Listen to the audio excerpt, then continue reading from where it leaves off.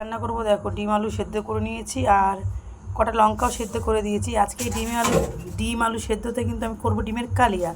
তাতে কিন্তু কোনো বাটা মশলা আমি আজকে ইউজ করবো না। তা কী কী করবো তোমরা দেখতে দেখো। কড়াইতে তেল দিয়ে নিয়েছি, দেখো ডিমটা এখন দিয়ে দেবো।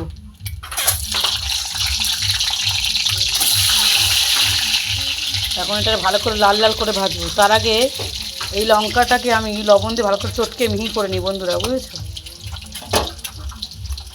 ডিমটা ভালো করে লাল করে ভাজবো, দিয়ে কিন্তু ওই লঙ্কাটা এখন ভালো করে মিক্সড করবো বন্ধুরা, দেখেছো।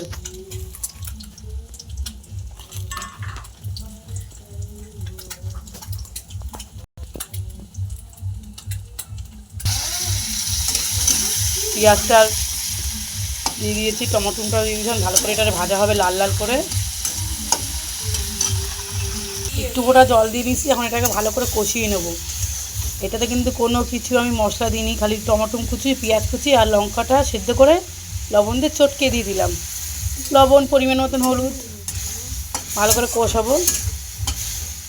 ডিমের কষা কিন্তু প্রায় রেডি বন্ধুরা। আর এখন একটু দিয়ে দেবো আর একটা স্পেশাল জিনিস, সেটা হলো ধনেপাতা।